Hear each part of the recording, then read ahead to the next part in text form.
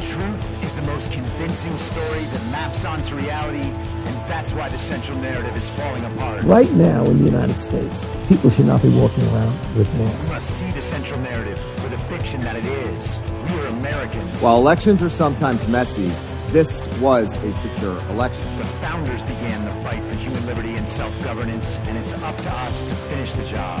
I'll tell you what, we are in a truth emergency right now. This is the end game.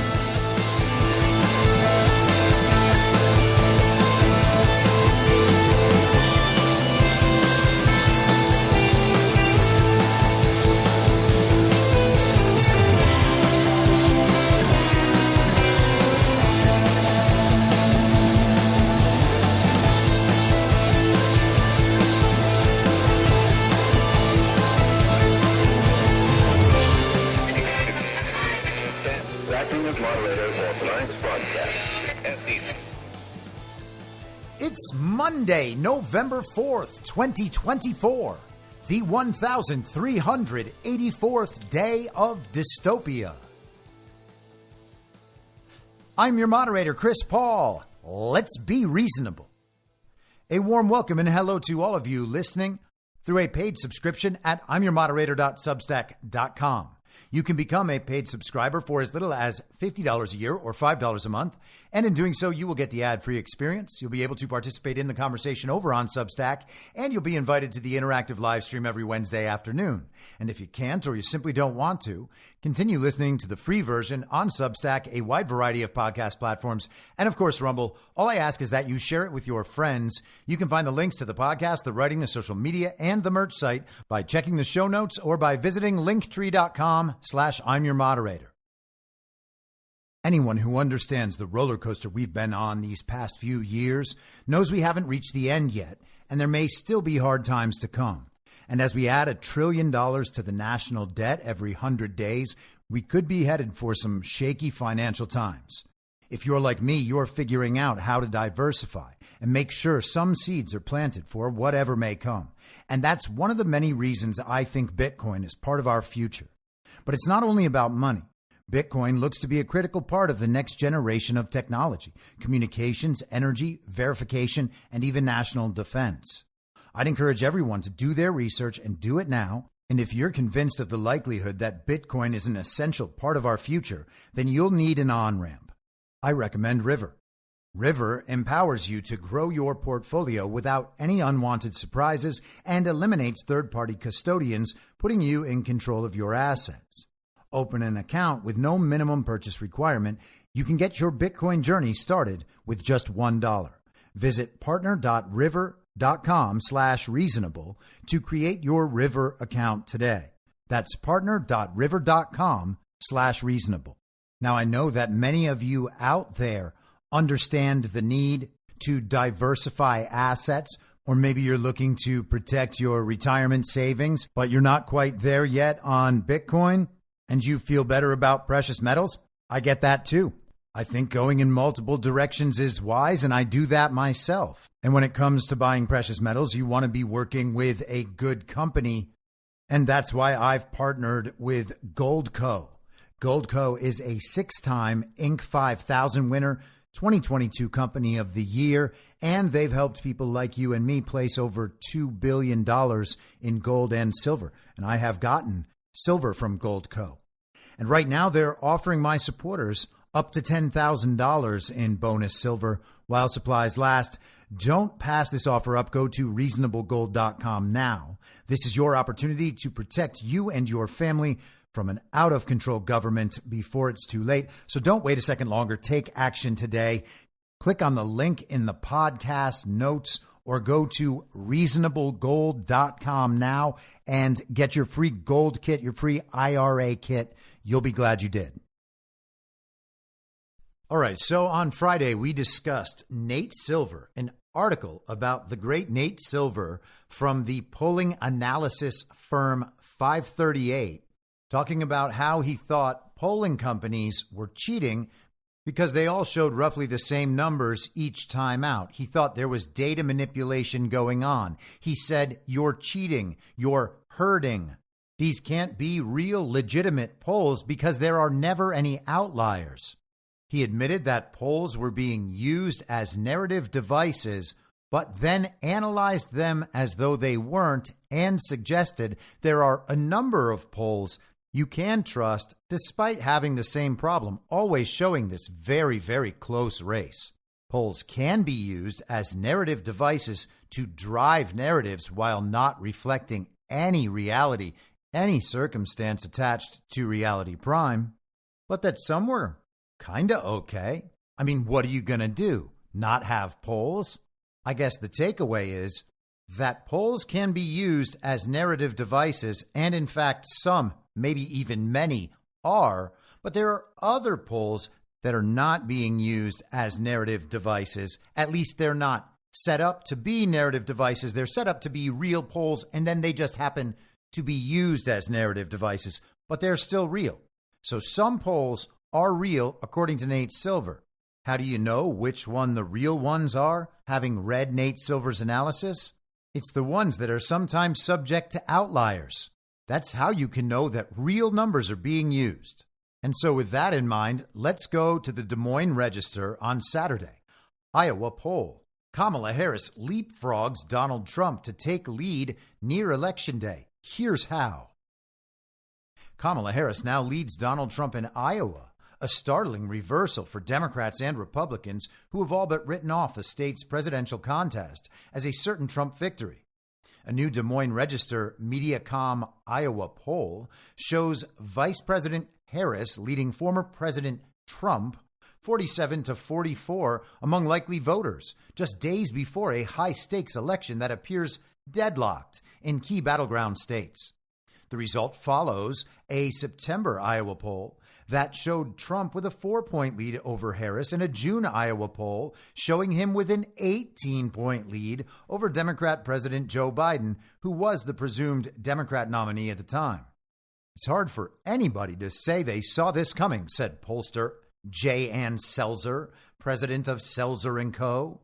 She has clearly leaped into a leading position.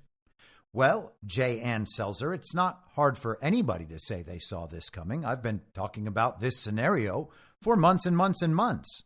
Now, who knows how it will play out? I don't know that that's the scenario that will emerge in reality.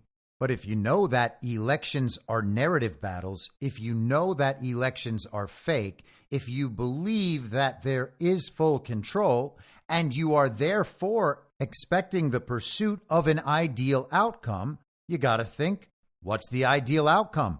I have suggested, who knows how many times, that the ideal outcome is that the TV says Kamala won by a zillion votes.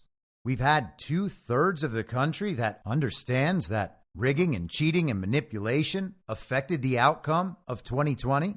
They won't be confused about what happens if the TV tells them Kamala won by a jillion. Kamala supporters won't admit it, but they would understand the same thing. You would have to be absolutely sheltered in the tiniest of tiny bubbles to think Donald Trump isn't much more popular now than he was in 2020. Or to think that Americans are pleased with the job done by the fake President Joe Biden and the fake Vice President Kamala. They wouldn't admit it, but they would know. And it's not just that they would know, it's that they know from last time. They know deep down that Joe Biden didn't receive 81 million real lawful American votes. They don't care about that.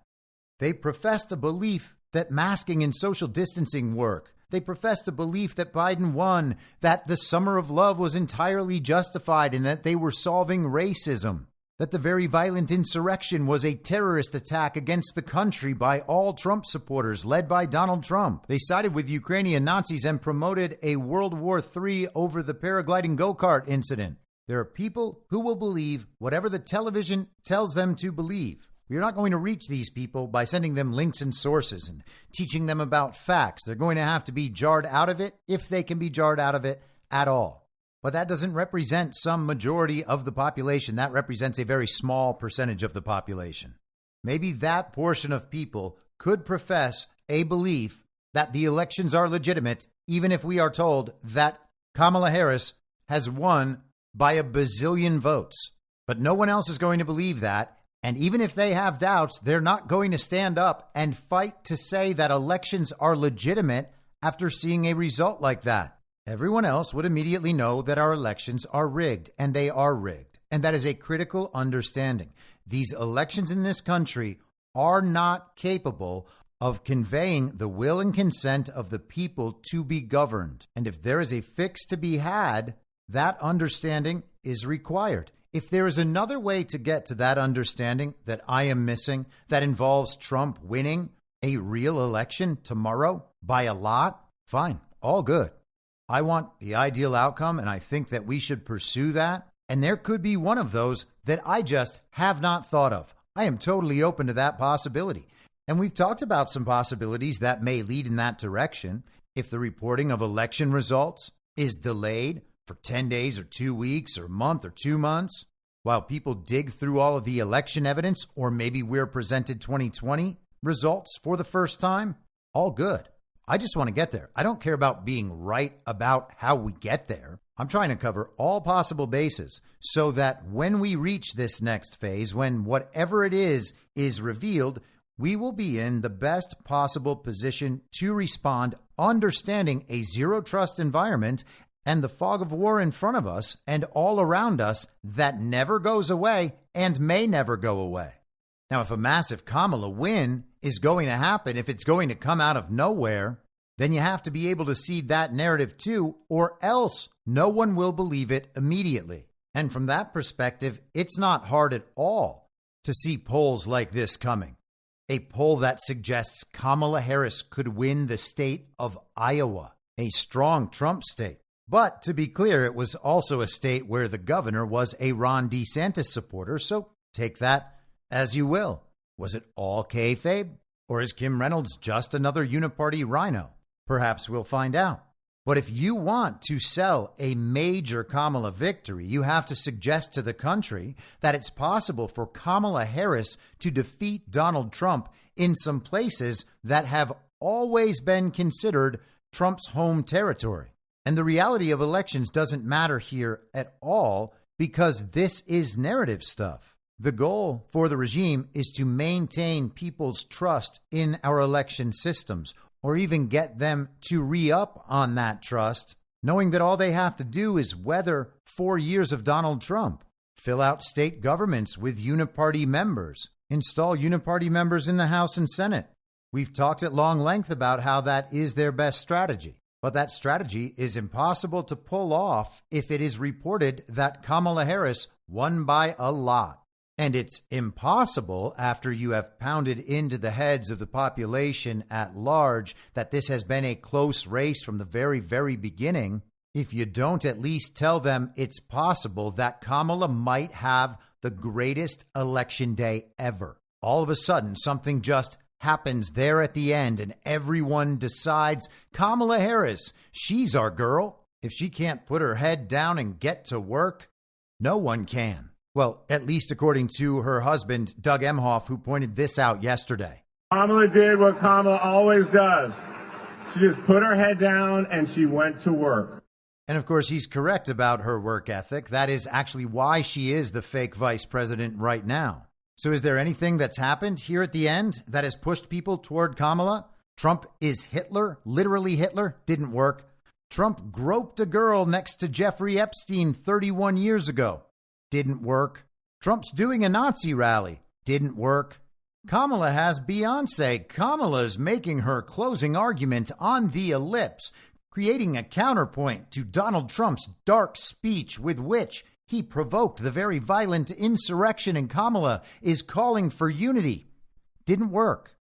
At the end of last week, they tried to say that Trump suggested a firing squad for Liz Cheney. That's not what he suggested. He suggested that she might have a different outlook on war if she was over there in the midst of one.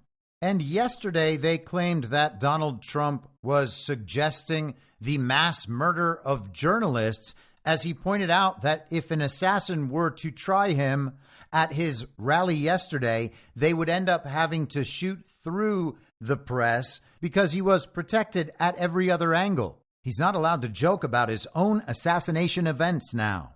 But none of these communist freakouts and press panics have done anything to change the tenor of the fake election campaign. No one is going to punish Donald Trump at the voting booth because the TV is saying he said mean things for the 9th year in a row.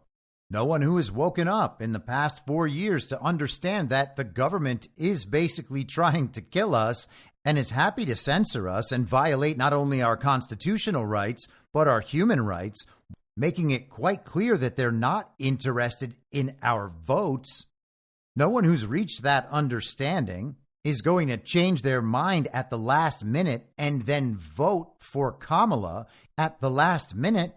And if they did, it wouldn't matter anyway because it's not a real election. It just matters whether or not people will actually believe that something swung all these voters at the last minute. And none of the stories in the media right now have that quality to them. There also happen to be a range of GOP establishment narratives and schemes for the future that are not aided by attacking Donald Trump, at least not now.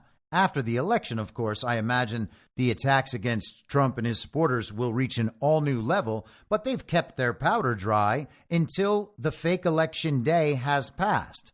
So it's very hard for the anti-Trump contingent in the Uniparty to get much breathing room, narratively speaking, while the GOP establishment is still backing Donald Trump, or at least not going full-on anti-Trump. So there has been no luck in moving the needle away from Donald Trump over these past few weeks. We saw what their attempted October surprises were. They didn't surprise anyone. They were old news. No one cared. And there's nothing that has made Kamala Harris more appealing. So what can you do? You can simply tell the people all the polls before were wrong. Now we've discovered which polls are right. Let's get back to the Des Moines Register. The results come as Trump and Harris have focused their attention almost exclusively on 7 battleground states that are expected to shape the outcome of the election. Neither has campaigned in Iowa since the presidential primaries ended, and neither campaign has established a ground presence in the state. A victory for Harris would be a surprising development after Iowa has swung aggressively to the right in recent elections, delivering Trump solid victories in 2016 and 2020. The polls show that women, particularly those who are older or who are politically independent, are driving the late shift toward Harris. You got that? Older women and independents are going toward Kamala Harris right now. And why? Because they're scared of Trump after 9 years and because of abortions. You know how old women and independents love their abortions. Age and gender are the 2 most dynamic factors that are explaining these numbers, Selzer said, claiming to have polled 808 likely voters in Iowa. The article says independent voters who had consistently supported Trump in the lead up to this election now break for Harris. That's driven by the strength of independent women who back Harris by a 28-point margin, while independent men support Trump but by a smaller margin. Similarly, senior voters who are 65 and older favor Harris, but senior women support her by a more than 2-to-1 margin, while senior men favor her by just 2 percentage points. I like her policies on reproductive health and having women choosing their own health care, and the fact that I think she will save our democracy and follow the rule of law, said Linda Marshall, a 79-year-old poll respondent from Cascade who has already cast her absentee ballot for Harris. The registered Democrat said she identifies as pro-life, but doesn't think anyone should be able to make that choice for somebody else. I just believe that if Republicans can decide what you do with your body, what else are they going to do to limit your choice for women, she said. And the poll goes on and on. Isn't it amazing that the decisive factors are going to be exactly what they have always been for 9 years, according to the television? Soon we will hear about a great racism and how minority voters broke for Harris at the last minute. Oh, Donald Trump said that thing about assassins having to shoot through the press, and that turned 46 million voters in Kamala Harris's favor at the last minute. They all went out and voted on Election Day in person. Those brand new Democrats who used to be Republican and waited until Election Day to vote. But by Election Day, they were no longer Republicans. They heard a few things that Donald Trump said and decided that once again he was a Nazi, and they broke Harris last minute. 46 million late-breaking Kamala Harris voters. CNN has an electoral college map featured prominently on their page. 7 yellow states indicating where the battlegrounds are. Their webpage, as it displays on mobile, actually has an early vote tracker that just keeps ticking up over time. Ooh, look at all these votes that have come in. It is already right now at 78.4 million votes. That's how many early votes we've had. I wonder what sort of astronomical total will be reported tomorrow.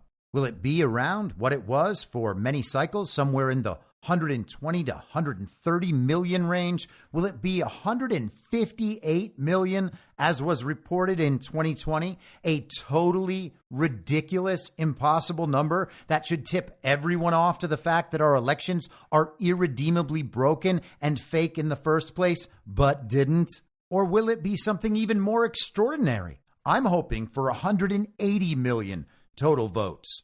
Trump's been saying that he has 250 million Americans supporting him. Sounds like a lot, but maybe he's just saying it's pretty much all of America that supports me. And he's probably right about that. What should we think about this vote tracker? What should we think about all the early voting statistics we're hearing that tell us Republicans are outperforming 2020? Democrats in this or that county are really doing great. Elections are known to be rigged and known to be fake by the people who run them, the people who vote in them, and the people who run in them. Population statistics, fake. Election results, fake. Polls, fake. But early voting numbers reported by the exact same people, those have to be dead on accurate, because that is real evidence being compiled during this obviously fake process. Perhaps we should spend all our time looking at those numbers and figuring out what might happen so that we are already collectively preparing narratives that allow us to believe the television when it reports to us the things the state wants us to know. Their body count tracker during COVID, that was ridiculous and offensive. But this vote tracker, that's the most important thing we can spend our time watching. It's going to simultaneously create and then soothe our fears in a perpetual cycle, so we may as well just stare at it all the time, at least for the next 2 days. And then maybe 5 or 6 or 10 or 30 or 90 after that, as very real votes in this very real election continue to come in. Now, the Des Moines Register polling and this lady Ann Selzer are just legendary. We're told that she's just an excellent pollster in Iowa, but the truth is that she is the narrative setter for primary election narratives. She is a key influencer of public perception whenever we have a presidential primary process. And so no one understands how absurd that is. We are told that she's actually an expert. You can trust her information extra.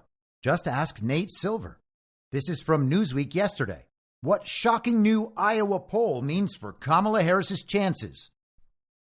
Just days before the election, a new poll by one of America's most trusted pollsters has Democrat presidential candidate Kamala Harris leading her Republican rival Donald Trump by 3 points in deep red Iowa.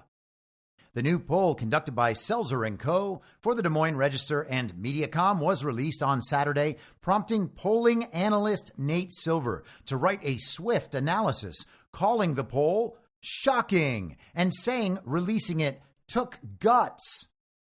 Ann Selzer has a long history of bucking the conventional wisdom and being right, Silver wrote on his blog, Silver Bulletin. In a world where most pollsters have a lot of egg on their faces, she has near oracular status. Oh, the Oracle of Iowa, Ann Selzer. Kamala Harris leads 47 to 44, which means 9% of Iowa voters, according to her poll, are either undecided or supporting one of the third-party candidates. Trump, who has always dominated in Iowa, including over establishment Republicans in this year's primary, is somehow losing his dominant edge in Iowa to Kamala for no reason. And we should trust this poll because Ann Selzer really knows her stuff, according to Nate Silver, the guy who told us that polls provide election narratives, and the guy who told us, you know which polls are most trustworthy this election cycle? Outliers. Before Selzer's poll, Silver's model had given Harris a 9% chance of winning Iowa, but afterward, that nearly doubled to 17%. Silver ranks Selzer & Co. as one of the top 2 pollsters in America. 538 ranks Selzer 12th in its list of 282 pollsters for its track record and methodology. Silver called Selzer a maverick for releasing the poll, given that, in his view, many other pollsters are herding together by publishing results that are almost an exact tie. If you had to play the odds, this time Selzer will probably be wrong, Silver wrote, pointing out that other polls still show a Trump lead, including an Iowa poll conducted by Emerson College, also released on Saturday, where Trump leads by 9 points, carrying 54% of the vote to Harris's 45. And now all the pollsters and poll analysts are analyzing these polls, suggesting that one or the other is the one that's actually correct, despite knowing that all of them are only narrative devices. Now, polling legend Ann Selzer went on some sort of podcast with Mark Halperin, who is a left-wing mainstream normie who, for whatever reason, is being resuscitated by people like Tucker Carlson. It is a very strange op. But the two of them had a conversation about Ann Selzer's actual numbers, focused on a post on X, formerly Twitter, by a man named Ryan Gudersky, who is just on CNN constantly now for some reason. But Gudersky writes, read through the Selzer crosstabs and it's just straight crazy. Here's Selzer versus the 2020 exit polls. Now, we are supposed to take exit polls seriously. Those are what the results were. They're not accurate. They're not better than normal polls. They are in no way, quote unquote, scientific. But none of that matters because we are told this is the best information we have on who voted and how. Therefore, we have to use it despite it not being good information at all. Now, we can understand that and ignore it all the time, but it is still used in the mainstream as the definitive story about the demographics and the tendencies of real voters in 2020's fake election. And so I'll quickly go through these numbers. Overall, the 2020 exits, Republicans +8 in Iowa, and Selzer has them up +3, so an 11-point swing. Senior women, D+6 in Iowa in 2020, according to the exit polls. Selzer has them at +35, a 29-point swing. Senior men, Republican +32 in 2020, Republican +2 in Selzer's poll, a 30-point swing. Independents were D+4, now they're D+7, a 3-point swing. Women went from D+3 to D+20, a 23-point swing. Men from R+19 to R+14, 5 points. Rurals down from R+28 to R+20. Suburbs from R+3 to Democrats +23. Kamala Harris is outperforming the Donald Trump exit polls in Iowa, according to Selzer's poll, by 26 points.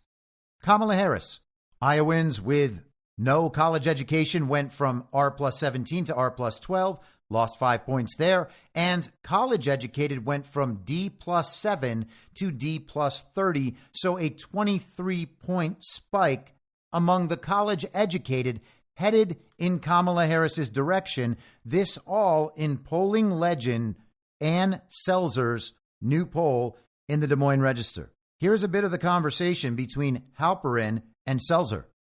Right. Okay. So Noah, are you able to put up that tweet? Maybe it's up and I can't see it because it's up. It's up. All right. Ann, are you able to see that? Yes. Okay. Could you just go through and say what you think about those criticisms? Well, I'm trying. This is in a format that's a little difficult for me to see. What does this D represent and the R represent? So they're saying that, and again, he says read through the Seltzer crosstabs. Yeah. So they're saying that they know that this poll shows, and again, it's they say your sample it's more 3% more Democrats than Republican, whereas the electorate last time was 8% more Republican. It says that you have Indies voting Democrat +4, whereas last time they voted for +7, +4. So they're saying if you compare what you have with what happened in 20, according to the exit polls, it's way too big a change across all these groups in a uniform way towards pro-Harris as opposed to Trump. Yeah. Well, this is the first time I'm seeing this, and so it's sort of against my nature to think I understand everything that this is saying, and I haven't cross-checked these numbers to know how that actually pans out. But I'm going to say that it is clear that senior women are an advantage to Kamala Harris in our poll. Kamala Harris wins by more than 2-1, actually, maybe even more than that among senior women. It's a big, big spread. So I don't know. I mean, the truth of it. So the pollster can't make sense of her own numbers. And hey, maybe that's just an honest mistake. Maybe she just asked the questions and people answered them. And all she's doing is accurately recording the numbers and reporting them to us. She can't explain this enormous shift to Kamala Harris in Iowa, a dominant Trump state, but it definitely happened. And you can trust this poll because it's an outlier, and Ann Selzer just has one of the best reputations anywhere. You see, you have to rely on her credentials. She's an expert. And why is she an expert? Because she just always nails it on the Iowa primaries. And in fact, that's one of the biggest drivers of public sentiment in the country, which is a big responsibility. So thank goodness she is such an expert. Of course, there's no explanation for how something like this could have happened in reality, but there doesn't have to be because she's doing science with numbers. Those are the same as data. And so you don't even have to trust Ann Selzer. You just trust the data and trust the science. But you can trust Ann Selzer because she's an expert and you're supposed to trust the experts. Now, there's no way to substantiate any of this, but you don't have to because you trust the data, you trust the science, you trust the experts. And while normally some totally unexplained outlier would be discarded, in this case, you trust the outlier because outliers mean the numbers are real this time. Nate Silver just told us that. It's a perfect communist system. Each part supports all the other parts. None of them make sense individually. None of them work at all. And absolutely none of it maps onto any discernible reality. But because it's imaginary, each one of its parts is imbued with the ability to seem plausible and fit in perfectly with the rest of the imaginary parts.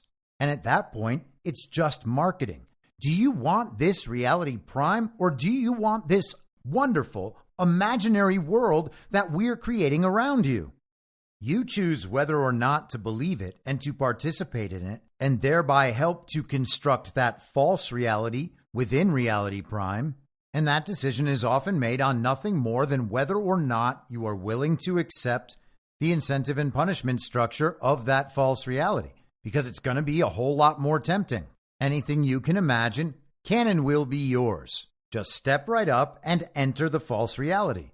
If every part of a system is imaginary, the system itself doesn't become real just because it all fits together. And it doesn't become real just because with a number of assumptions, it can be rationalized in some way to map onto some discernible reality. So long as you're not really paying attention, and so long as you don't care too much that every part of the system is corrupted and broken and manipulated and exploitative and ultimately evil.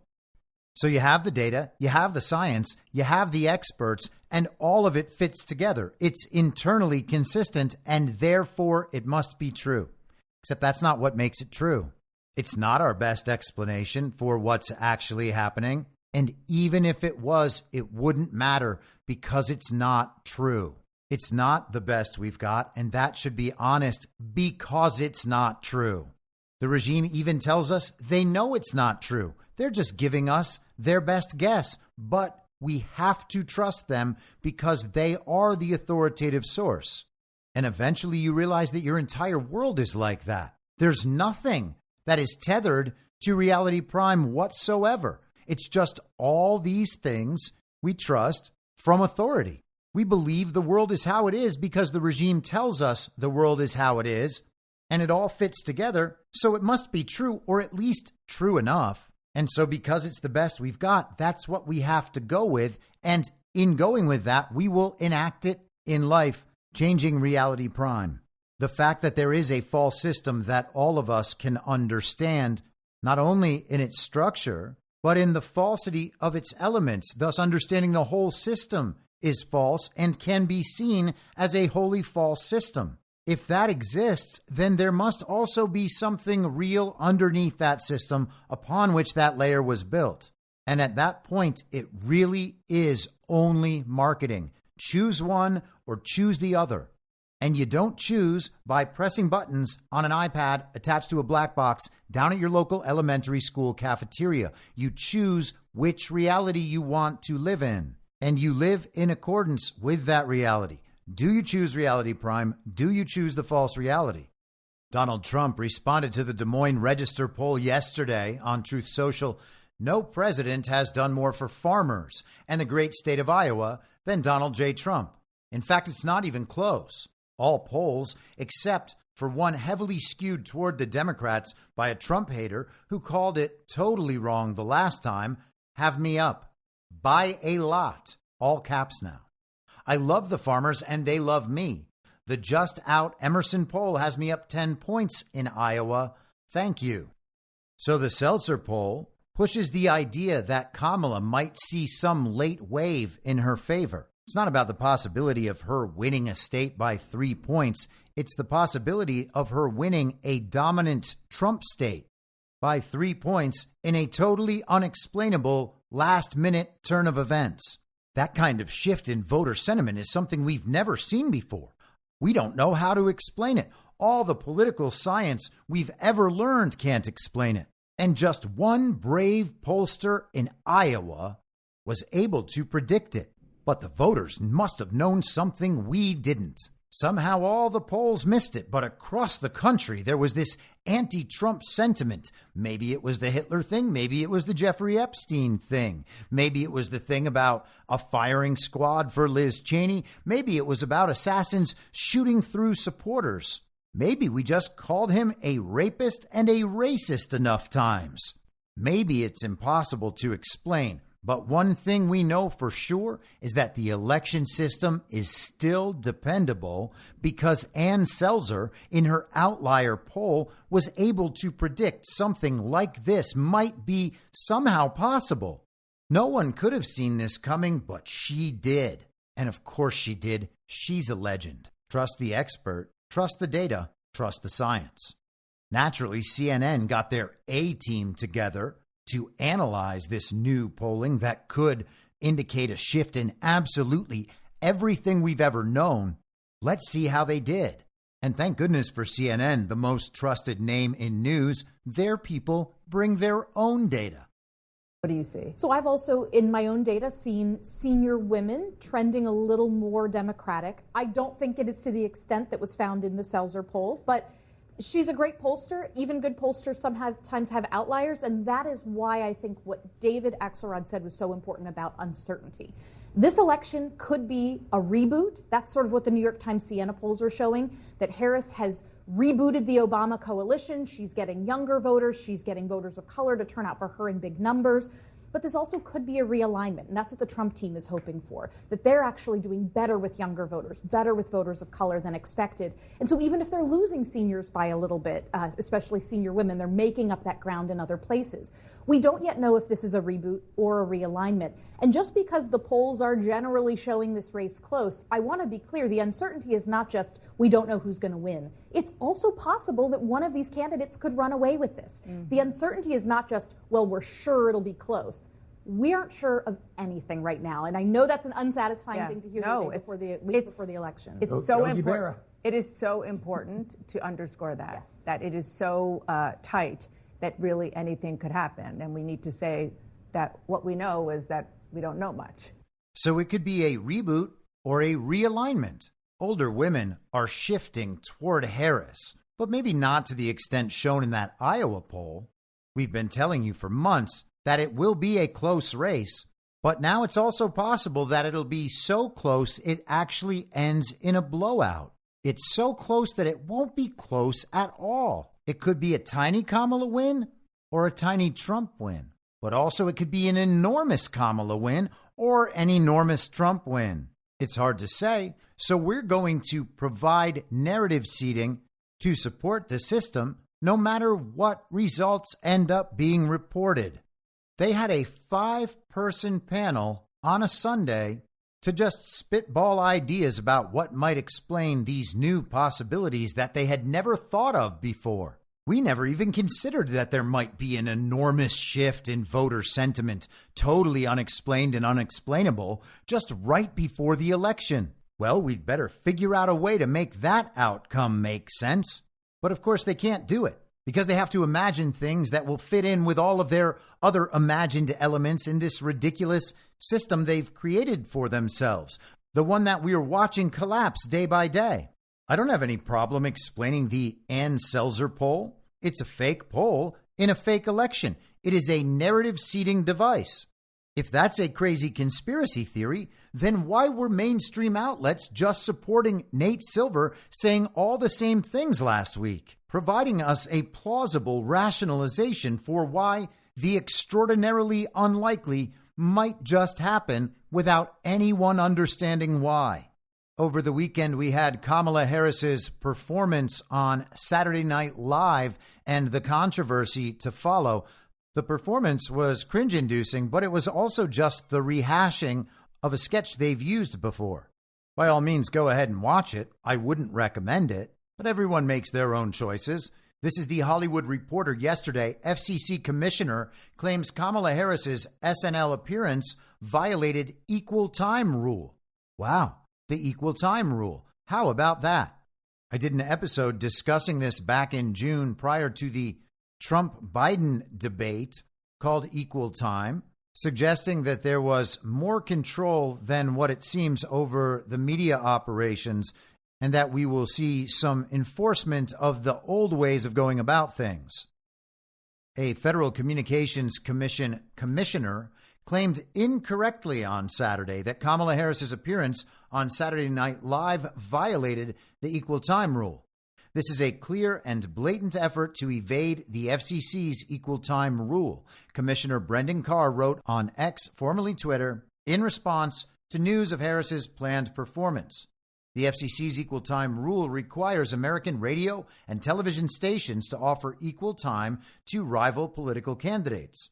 However, the burden falls on the candidates to request those equal opportunities, and the agency's policy on the rule states, equal opportunities generally means providing comparable time and placement to opposing candidates. It does not require a station to provide opposing candidates with programs identical to the initiating candidate. In his statement on social media, which an FCC representative noted did not represent the agency's official views, Carr wrote, "The purpose of the rule is to avoid exactly this type of biased and partisan conduct, a licensed broadcaster using the public airwaves to exert its influence for one candidate on the eve of an election," adding, "unless the broadcaster offered equal time to other qualifying candidates."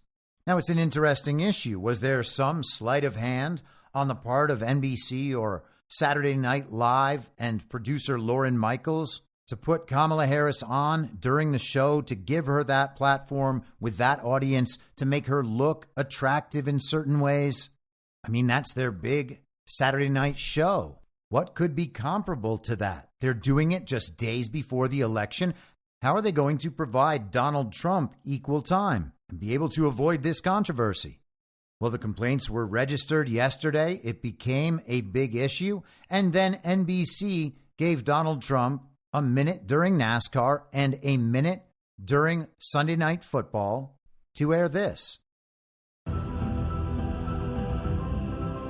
Hello to our great sports fans, and I hope you're having a fantastic time. We're 2 days away from the most important election in the history of our country. We've got to save our country, and it needs saving. It's in very bad shape. The worst economic numbers in generations were just announced 2 days ago. We're losing jobs. We're losing everything, including viability. We're going to end up in a depression based on what's been happening. We've never seen anything like it, at least for the last 40 years. We have to straighten out our country. We have to close our borders. We have to lower our taxes. We have to get rid of inflation, and we're going to do it. Just remember, Kamala and her friends broke it. I'll fix it. Most important election in the history of our country. Go and vote. Now, what is more valuable? Airtime during NASCAR and the NFL to deliver that message, or the same amount of airtime for a Saturday Night Live sketch about Kamala cackling and having a funny name? Ha ha ha. The media is pushing a backlash against Robert F. Kennedy Jr. for mentioning vaccines and fluoride. These topics are just off limits. CNN's article from yesterday, Trump says RFK Jr.'s proposal to remove fluoride from public water sounds okay to me. Oh, how dare he? Former President Donald Trump on Sunday expressed tentative support for Robert F. Kennedy Jr.'s plan to order the removal of fluoride from water supplies during a potential second Trump term, saying that it sounds okay to me. Well, I haven't talked to him about it yet, but it sounds okay to me. Trump told NBC News, you know, it's possible. Trump has said Kennedy would have a big role in healthcare if the former president wins re-election, and that Kennedy wants to address vaccines specifically. Kennedy has been a leading promoter of debunked conspiracy theories about vaccines. Oh, yes, extremely debunked. Everything has been debunked. You know, I got to say, there are still people on our side of things who say that's been debunked. Remove that phrase and that thought from your thinking. That's been debunked is an appeal to authority, the authority of whoever did the debunking. Now, you might be right that something's not true, but saying that's been debunked is not a good strategy because you're relying on the authority of some person or outlet who claims to have positively refuted whatever claim is being made. And that's not something they're generally able to do. It's better to just respond, hey, that's not true, and then force the person to prove their side of the case, at least through a rational argument that makes clear they're understanding the issue and using sound logic, rather than providing them an alternate case or an appeal to authority that won't ultimately be convincing to anyone. Now, I'm no hater of Robert F. Kennedy Jr. In fact, I think I was the first person out there suggesting the possibility that RFK Jr. might end up being vice president. I've talked for a long time about him having potentially roles to go after the deep state, maybe attorney general. Who knows what that'll look like. But Donald Trump doesn't need RFK Jr. to handle the vaccine thing for him. Trump has already said that he would remove federal funding from any schools or universities that put vaccine or mask mandates in place. The school vaccine mandates are what keeps the vaccine regime going. Parents are forced to have their children injected so that their children can attend school. If that forcing function is removed, the system as it exists now simply collapses. That's ultimately the only thing that's holding it up. Aside from the flu shot nonsense, I guess they've got veterinarians, but not much beyond that. NBC News asked Trump whether banning certain vaccines would be an option. Well, I'm going to talk to Kennedy and talk to other people, and I'll make a decision, but he's a very talented guy and has strong views, Trump said. Kennedy, who Trump suggested would oversee a health portfolio in a potential future administration, wrote in a social media post Saturday that Trump's administration would advise all U.S. water systems to remove fluoride from public water, which he claimed was tied to numerous medical conditions. The former independent presidential candidate called the element an industrial waste. And while fluoride can be a byproduct of some industries, according to the U.S. Centers for Disease Control and Prevention, it is also found naturally in the environment in water and rocks. In his post, Kennedy wrote on January 20th, the Trump White House will advise all U.S. water systems to remove fluoride from public water. Fluoride is an industrial waste associated with arthritis, bone fractures, bone cancer, IQ loss, neurodevelopmental disorders, and thyroid disease. The article goes on to say state and local governments control most of the water supplies in municipalities across the country. The CDC recommends community water fluoridation as a cost-effective way to improve residents' oral health. Exposure to fluoride above the public health recommended over many years can result in skeletal fluorosis, a condition that causes weaker bones and joint pain. A federal review published in August by the National Institutes of Health's toxicology program concluded that higher levels of fluoride are linked to lowered IQ in children. The program based its conclusion on studies involving fluoride levels at about twice the recommended limit for drinking water. Now, that's kind of surprising because I was always told that was a conspiracy theory. Let's go on. Kennedy has a long history of sharing baseless conspiracy theories about the impacts of man-made chemicals in the environment. The article also mentions that Alex Jones said chemicals in the water were turning the friggin' frogs gay. This Trump freak-out narrative did very little over the weekend because it turns out there aren't that many people who are pro-vaccine the way they once were. And for all those people who've lost trust in vaccines and in the science and in the medical system, are they going to freak out over these comments and run back to Kamala Harris and Big Pharma? No, they're not. So the unexplainable shift in public sentiment indicated by the Selzer poll can't be explained here either. That didn't stop Van Jones from trying to sell it.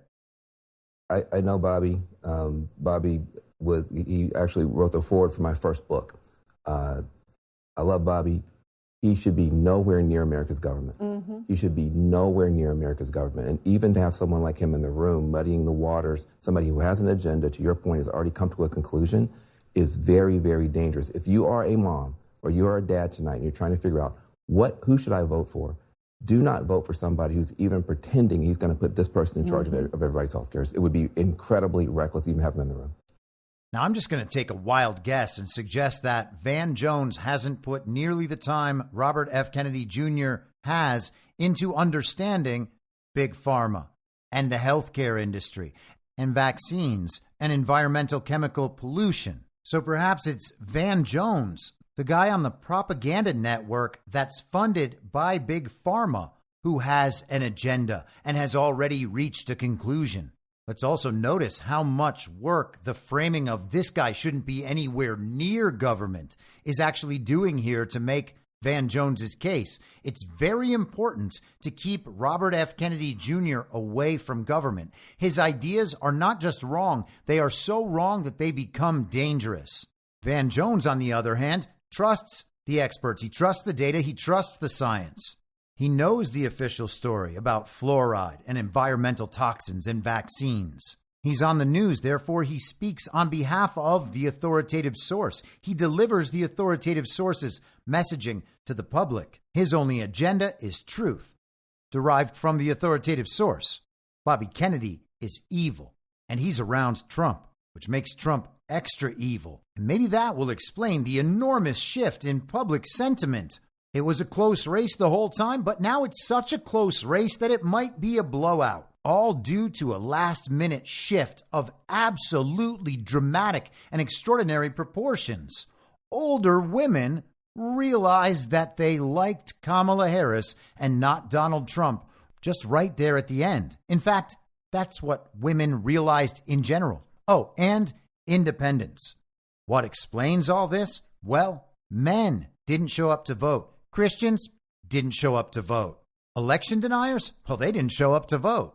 That's why Donald Trump lost this very real election, due to this extraordinary and unexplainable shift at the end, and the fact that all of the most committed people in his base absolutely abandoned him.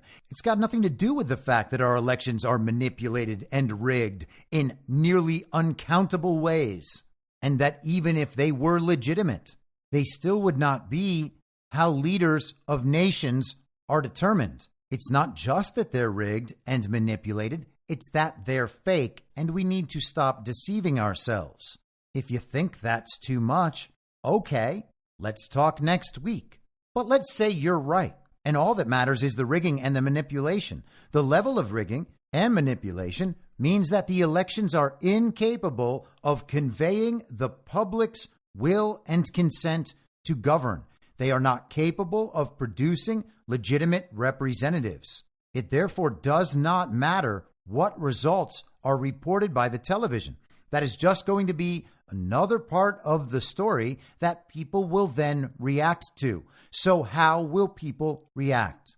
Will they react in the understanding that our elections are rigged, they are manipulated, they are fake, they are wholly incapable of creating legitimacy? Or will they resort to their conditioning, understanding that the state is their master, and if the state says it's this way, there's absolutely nothing they can do about it, so they better just get in line and obey again? The regime will provide every opportunity to bring people back into the fold and put them back under their umbrella, bring people back into the regime's warm and loving embrace. And we will be treated to a nonstop onslaught of psychological operations meant to drive us insane, pit us against our family members, encourage each one of us to believe that our neighbor is our enemy. And our neighbors may still be brainwashed, they might be standard issue villagers, and they might be Trump deranged, but the enemy is still the regime. The enemy is still the regime system, and people have continued to support the regime system, encouraging full participation by everyone in that system, certain that if enough of us participated in the system as hard as we possibly could, the system would allow us to conquer it by its own rules and under its own control. Now, maybe that'll happen in some way that I just cannot see out there. And if it does, wonderful. No matter what conclusion we reach, the cards we were dealt will be the ones we have to play. The point is to be prepared for it in a way that our enemy is not prepared for it. The way to do that is by putting our emotions aside. The way to put our emotions aside is to understand that no matter what happens tomorrow, we still keep going. We still have to live our lives in the right way. We have to be hopeful about our future, not only for ourselves, but for the people around us. We have to work hard and be honest and just keep going. No matter how much the system fights back, no matter how much suffering it intends to cause, no matter how many incentives it offers us to give up, no matter what happens in the fake election tomorrow, the system is incapable of producing legitimacy, and legitimacy therefore cannot be derived from that system in the first place. The legitimacy only comes through the public mandate, as Donald Trump describes. It only comes through the will and consent of the people to be governed.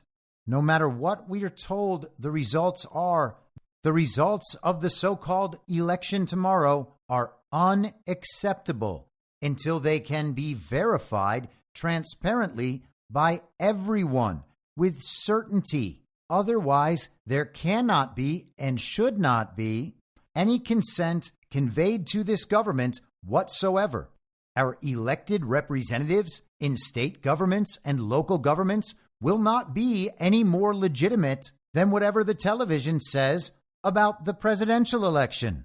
Therefore, we cannot look to them for solutions. All of them should be challenged everywhere. If they cannot prove their legitimacy in office, then it should be assumed that they have none. None of this should ever be about violence. We have a vast, vast majority, and that vast, vast majority has the vast, vast majority of weapons. There are going to be people out there suggesting civil war is our best bet based on what the television says, But those people, after 4 years, haven't figured out that our elections aren't real. Does that seem like those are real sovereign citizens or real American patriots willing to stand up for their nation and for their fellow Americans? No, that sounds like an op. Why would people who are statist enough to believe that our solution comes through winning a fake election be the first ones calling for civil war upon hearing once again that the elections are fake? That's an op.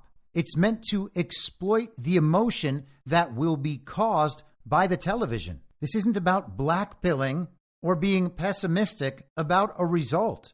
We are going to win in a real way, and we are on the verge of an American renaissance. I'm as optimistic as can be. I'm just not going to pretend that the solution is going to come tomorrow in the form of people pressing buttons on an iPad attached to a black box down at the Sportsman's Lodge. So it has to be something else. What it is your choice. Are you going to give your consent willingly to the system again, or will you withhold that consent? Because if you withhold your consent, the system has to change. It's not about knowing what comes next. You can't know what comes next, but you can reject something evil.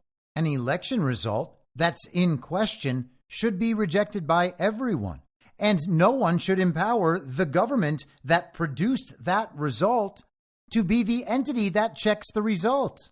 If a claim about election fraud goes to court and the court throws it out for standing or mootness without looking at the evidence, or even if the court does look at the evidence and simply sides with the people who steal elections, as happened in 2022 in Arizona with Kerry Lake's signature matching lawsuit, does that mean that your will and consent to be governed have been conveyed to the government? No, it doesn't mean that. The regime putting their court on the case, no matter what that court decides, is not something that necessitates the conveyance of your will and consent, and it's not an acceptable proxy. Whatever results were given have to be challenged, and it has to be proven that real lawful American votes were given and received and properly recorded and properly reported. The whole process transparent and verifiable. Otherwise, no one should consent. There are scenarios that Trump could be reported as the winner, but that just provides a different narrative backdrop for where we go as we move forward. Trump's legitimacy will not be derived from the election. It will be derived from the public mandate because it is narratively too big to rig. He already has that. It's already been this way for a very long time. And if 2020 hadn't been so totally jarring, from the very deadly pandemic to the summer of love to the stolen election, we may already be there. But it's different this time around. This time around, if Trump is reported as the winner, all those people who told us for the last 4 years that elections cannot be rigged and stolen will tell us once again, as they did in 2016, that the election was rigged and stolen. Will they ask for full reviews and audits of the elections? If they do, we should say, yes, by all means, let's do that. But they won't do that because they know we'd take them up on it. And they know that they wouldn't win, which means they understand they don't have the public mandate. Perhaps all of this should be an indication that they intend to report that Trump has won, because then they can fight to disqualify Trump and replace him with J.D. Vance, if nothing else. They're talking a lot about a contingent election, and we expect that could be good for Trump, assuming everything else remains the same. But what if electors or what if states choose someone other than Trump and say, hey, how's this for you? You guys going to accept J.D. Vance or Ron DeSantis or Nikki Haley? Will you accept some compromise candidate, some bipartisan agreement on who can be president next? You know, to avoid civil war. And what if you don't accept and they just go with it anyway? Will we all be glad we supported the regime's system of choosing our rulers again and their ability to review it and determine the outcomes? All of it well beyond the bounds of any consent that the people could possibly convey. You might remember this guy from 2020 in Georgia. This is Gabriel Sterling, the chief operating officer for the Georgia Secretary of State, Brad Raffensperger. This is from CBS's 60 Minutes last night. Sterling hoped his message would get through to everyone, but it hasn't. And there's some you're never going to convince. And you just have to accept that you're never going to convince them. But for the vast majority of Americans who have questions, basically there's this much smoke, there must be something. Nobody would lie this much about it. So I think there's savable souls there who basically, they want to understand. We have to tell them over and over again. Voter suppression's fake. Voter fraud is fake. It's used to raise money and get you angry. How about that for unipartisan compromise? The Democrats are wrong. There actually is not voter suppression. Not in the way they say. That's not what voter IDs are used for. And he's right about that because, of course, they can't actually prove any voter suppression because of voter IDs. It's all theoretical. But he also says that voter fraud is fake.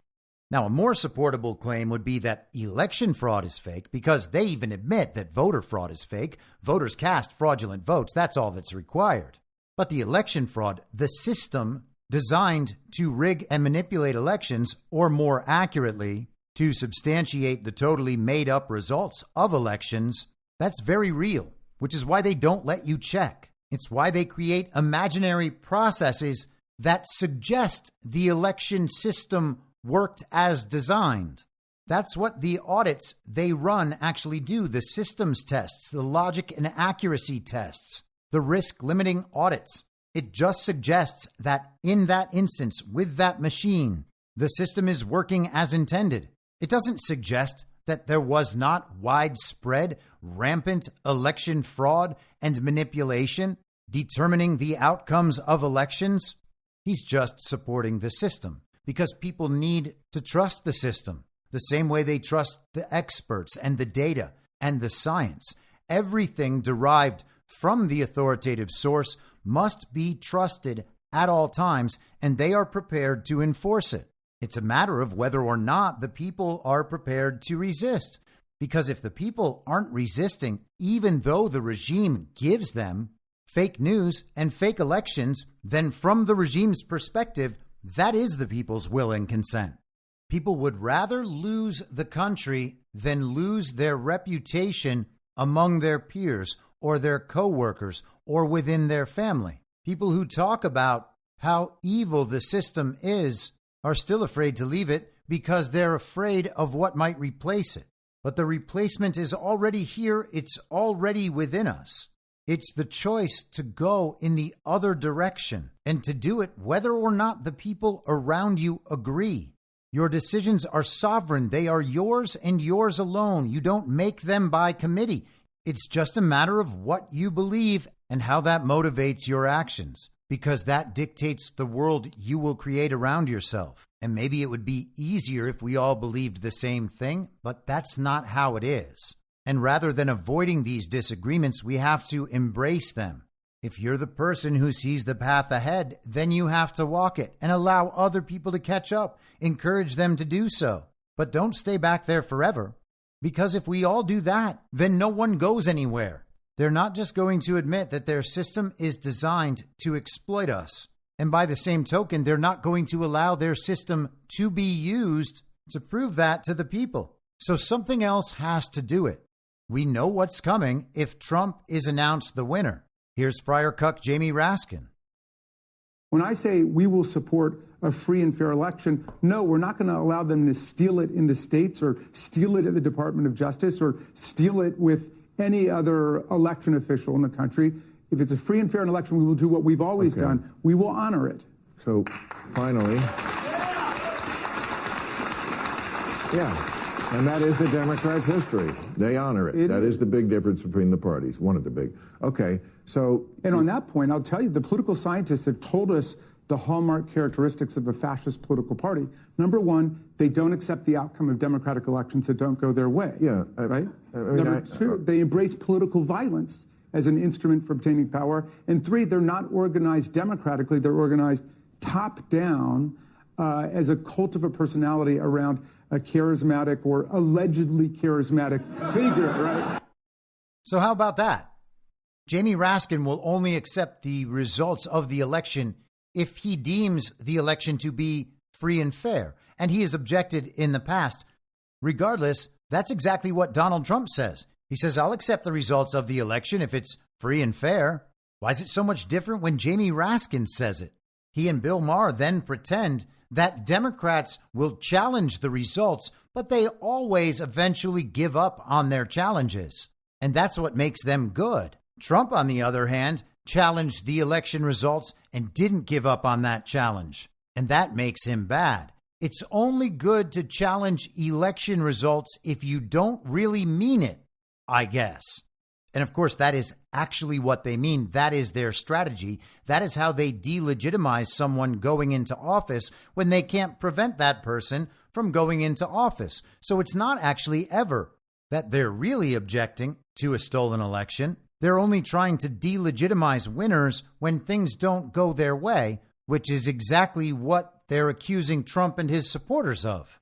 And then he just goes and describes Trump's behavior as what political scientists say are the characteristics of fascism.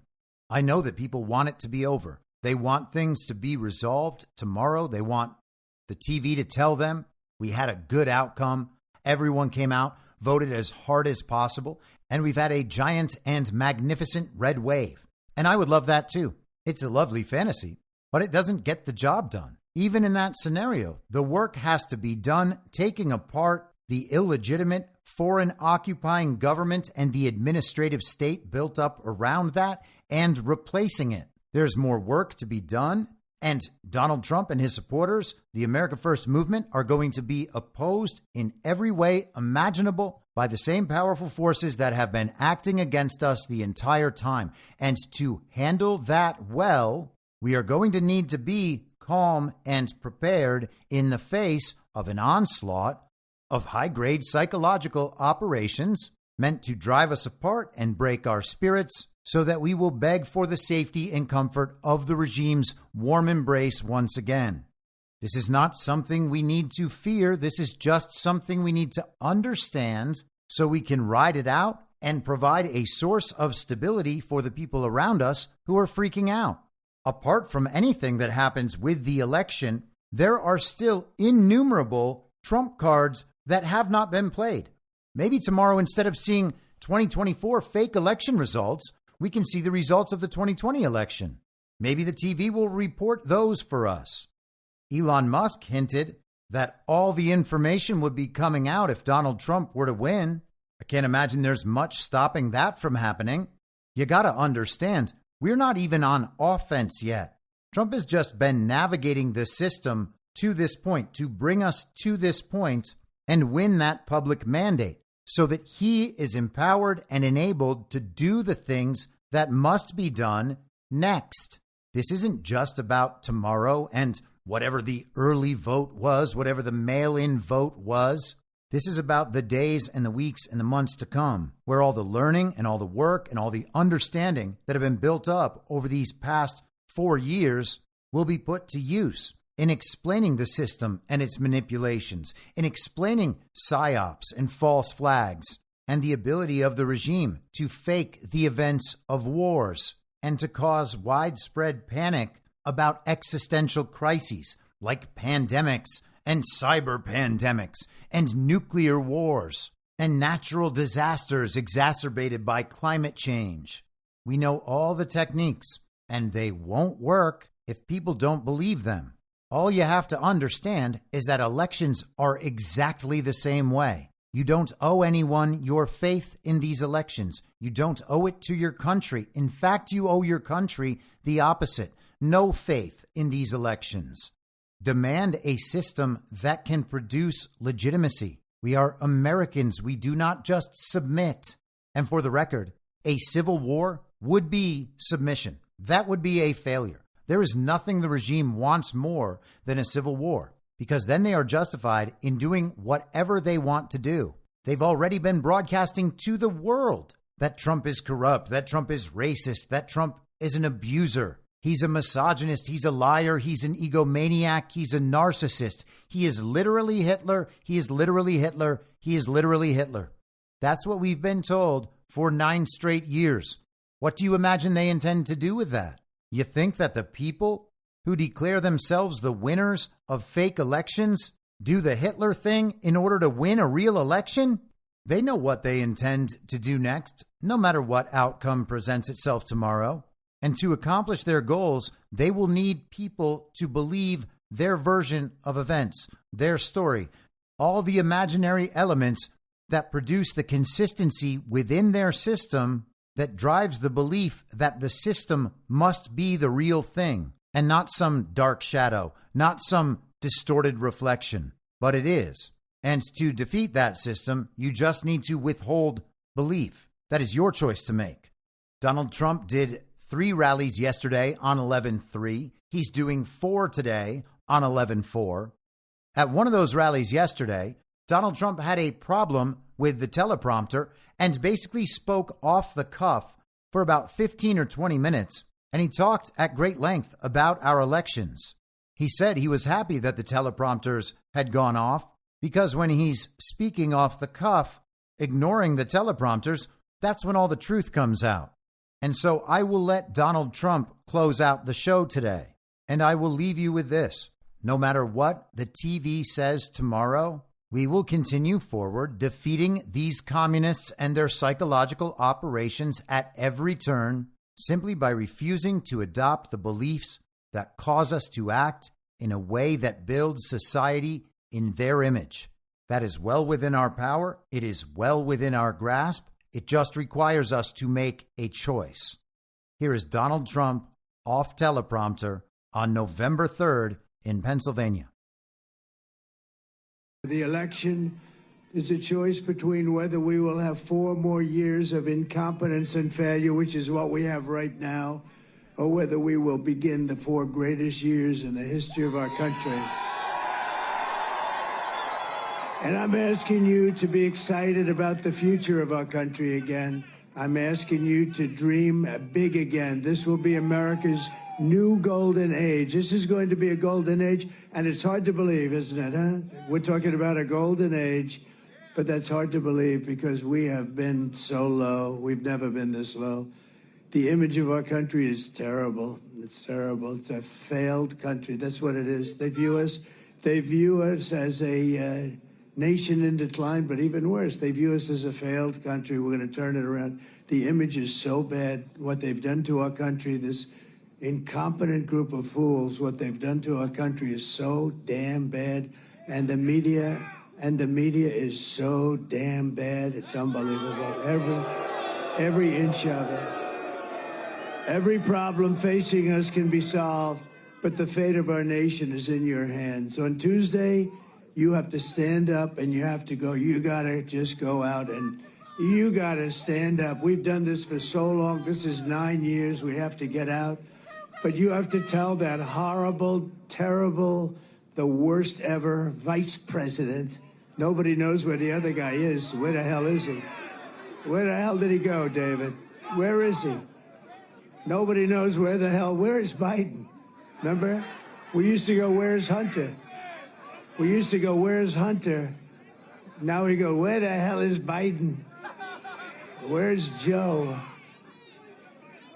You know, when you think they stole the election. It was just, they walked in, they said, you're out. Right? That's a threat to democracy. They call me threat to democracy. They stole the election from this guy, whether you like him or not. They stole the election. They walked in. They said, get out of here, Joe. You're out. You're dead. You're out, Joe. And man, oh, man, he likes me better than he likes her, I really believe. And you have to tell Kamala that you've had enough, Kamala. You've had enough. You're the worst ever. Kamala, you're fired. Get the hell out of here. Get out of here. You know, it's amazing. I watched her yesterday, and she's saying all these things she's going to do when she gets to office. First of all, she's got 3 more months. But more importantly, why the hell didn't she do this stuff before? First of all, none of it did she believe in. None of it. She's changed 15 different policies. She's a radical left Marxist. And if she ever heads this country is finished. And I say it loud and clear. everything we've been fighting for so hard to achieve for the past 9 years all comes down to the next 2 days. Think of it. We've worked in this for 9 years, and we got a phony press. We got a lot of crooked people out there. We're fighting like a son of a gun. We're fighting. They are fighting so hard to steal this damn thing. Look at what's going on. Look at what's going on in your state. Every day, they're talking about extending hours and stuff. Who ever heard of this stuff? We should have one-day voting and paper ballots.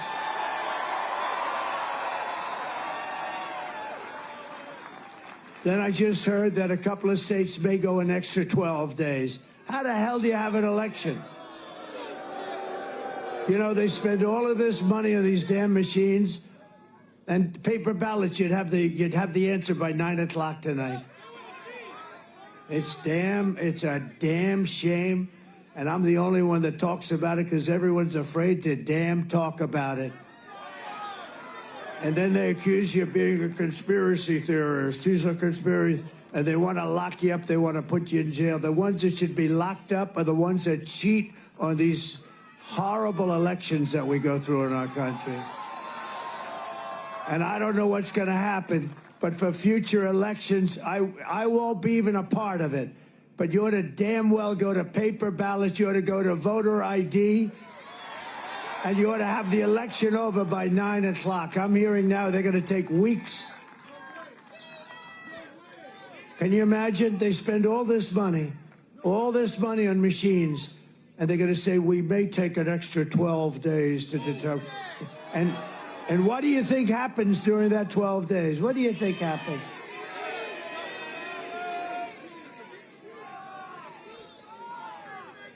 These elections have to be decided by 9 o'clock, 10 o'clock, 11 o'clock on Tuesday night. Bunch of crooked people. These are crooked people. You know, in California, they just signed a bill that if you're an official or anybody, you're not even allowed to ask anybody for their voter ID. And if you do, you've created a criminal act or something. I mean, they only do that because they want to cheat. What the hell are they doing? The whole world is laughing at us. They're laughing at us. You know what? And if nothing comes out of this whole thing, it's going to teach you damn well better get a different system. And these bloodsuckers up there, they do nothing about it. What a shame. What a shame. That's why the world laughs at us. They all have elections. You know, France had crooked elections because they had paper ballots years ago, and they switched. And now they have paper ballots. And at 9 o'clock in the evening, they called the winner, they called the loser, everyone home, everybody was fine. They had voter ID, they had paper ballots, they had one-day election. At 9 o'clock, it was over. They called the winner. They called the loser. Everyone went home. Now they say, well, wait till the next time. We got to get smart as a country. This is just one thing. It's all corrupt. She's corrupt. She's a corrupt person. I'm running against a totally corrupt person. And I'm really not running against her. I'm running against a corrupt machine called the Democrat Party. It's totally a corrupt party. Guys like Adam Shifty Schiff, these are corrupt people. And to think he'll probably be a senator, can you believe it? Watermelon head. No, he's a watermelon head. He's got the smallest neck I've ever seen. I don't know how the hell he can hold up that enlarged watermelon head. What an ugly guy, both inside and out. But it's now or never. This is it. This is the moment. We've been waiting 9 years for this, and we got 2 days, and we got all this crap going on with the press and with the fake stuff and fake polls. And by the way, the polls are just as corrupt as some of the writers back there. They can make those polls sing. They can make them sing. They brag about it. I got a poll. I'm 10 points up in Iowa. One of my enemies just puts out a poll. I'm 3 down. Joni Ernst called me. Everyone's called me. They said, you're killing in Iowa. The farmers love me and I love them. But they came up. They just announced a fake poll. Hey, think of it. Right before the election, that I'm 3 points down. I'm not down in Iowa. I got $28 billion for the farmers. $28 billion. Nobody else would have gotten 10 cents. Joe would sleep. Do you think he thinks about the farmers? And you know who gave me the $28 billion for the farmers? China, because China screwed our farmers. And then they tell me I'm down in Iowa. I don't think so. And you know what? A good poll, Emerson, no friend of mine, they said that poll is wrong. Everybody said, why do they announce a poll that's highly skewed toward Democrats and liberals? Why do they do that? When you read it, they interviewed far more Democrats than they did Republicans. Why do they do that? Why do they do that? And I guess there's a law that they have to say that because they would have preferred not having to say that. Our country is a crooked country, okay? It's a crooked country, and we're going to make it straight. We're going to make it straight, and it's not an easy thing to do. They'll want to put you in jail because you want to make it straight. Think of it. Think of it. They cheat on elections, and you call them on it, and they want to put you in jail. Think about it. It's the most incredible thing I've ever seen, but I love it. You know why? Because we've proven something, we've shown something, and we're going to get it fixed, and we got to win this election. It's all up to now. I mean, we got 2 days. We've been working for 9 years. We did a great job. We had the best economy ever. We had the wall. We had everything. I built over 500 miles of wall. They don't even talk about the wall. But we had the best border, the safest border. I won't pull down my world's favorite chart because I don't want to waste a lot of your time. But my world's favorite chart, done by the Border Patrol, it said we had the safest border in the history of our country the day that I left. I shouldn't have left. I mean, honestly, because we did so well. We had such a great. So now, I mean, every polling booth has hundreds of lawyers standing there. It's all about the lawyers. Everybody's standing at lawyers. Nobody should have that. You should have a damn ballot and you hand it in. Do you know that in Arizona, where I'm winning by a lot, but it takes 4 hours to fill out the ballot. They've got page after page, and people are complaining they don't have time. It takes 4 hours to fill it out. Why is that? Why is that? I can tell you why. But so many places. Pennsylvania, I love Pennsylvania. I went to school here. I think the people are incredible.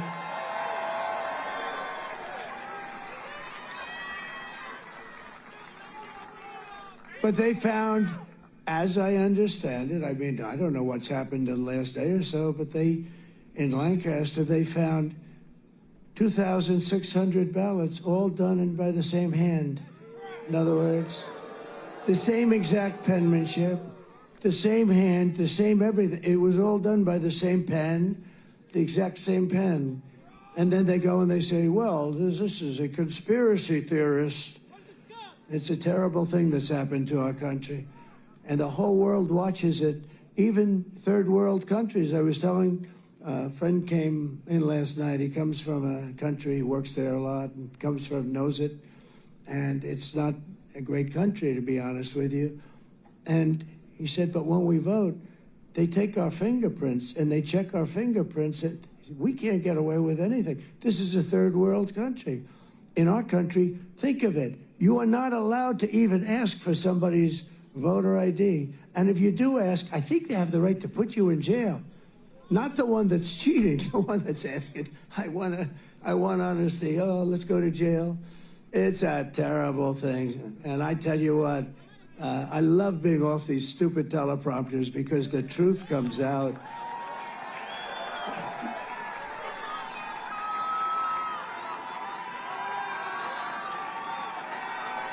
The truth comes out.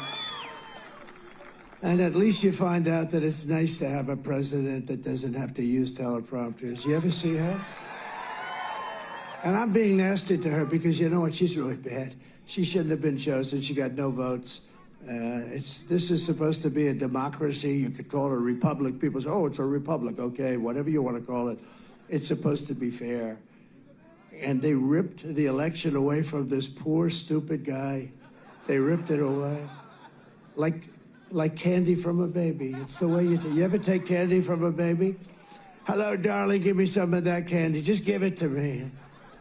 You rip it right out of the baby's hand. That's what happened here.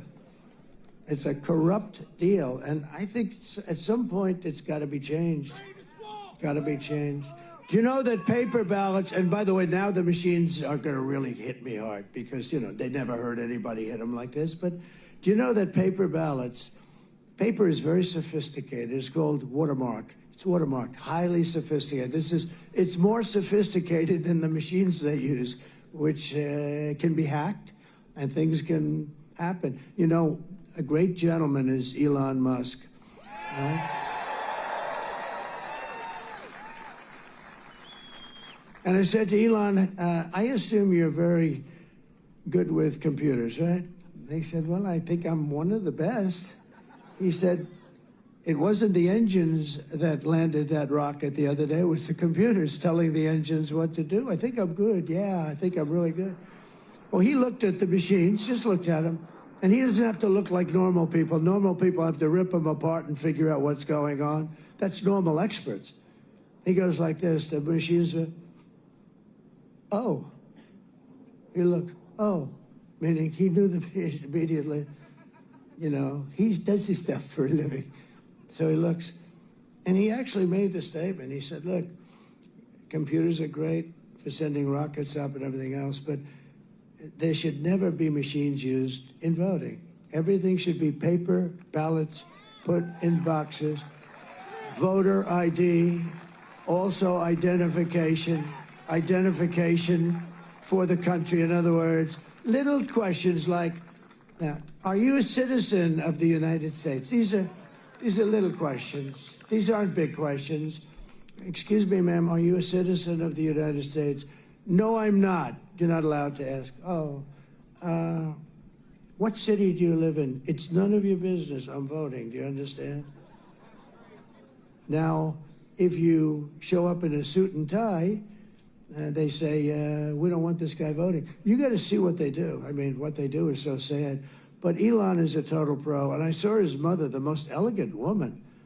I said, Elon, she produced you. Well, she produced one hell of a smart guy. But did you see his mother with a beautiful white hair? She looked like total royalty. And she said she went, I think, to New York.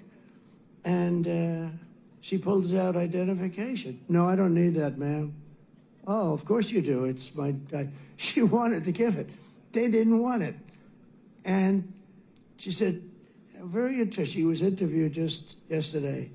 A very smart woman, produced a lot of smart kids too. Not just Elon, a lot of smart kids. And she was amazed. She left there. They didn't want any information. They didn't want her ID. They didn't want identification. And she said, you know, that's a strange thing. I've been in many countries, and they always want your identification. So, look, we have a country with a massive headache, and it would go a lot longer than headache. It would be a much stronger word than the word headache. And we have to solve this problem because we have a mess on our hands. We got a bunch of cheaters that all they do is think about how they can cheat. Think of this. You know, when I run this election, we have meetings with Susie and Chris and all professionals, respected people, a lot of people, and we talk about strategy like, what do you think we're going to say, or where are we going to hold a rally, and how much are things going to cost, and what are we doing? You know, in other words, normal. When they meet to find out how can they cheat. And when you think of it, they have to, because who wants to have policies of open borders where anybody in the world can come in, where you can, and by the way, 90% of the Democrats, not the sleazebags like Schiff and Schumer and crazy Nancy Pelosi, Pocahontas, not those people, but the people that vote, you know, the real Democrats. They actually tell me all the time, I don't know why the hell we can't have voter ID. The real Democrats want to have things like voter ID. They know it's crooked. There's only one reason you don't want voter ID. There's only one reason, and that's to cheat. There is no other reason. There's no other reason. And they do cheat.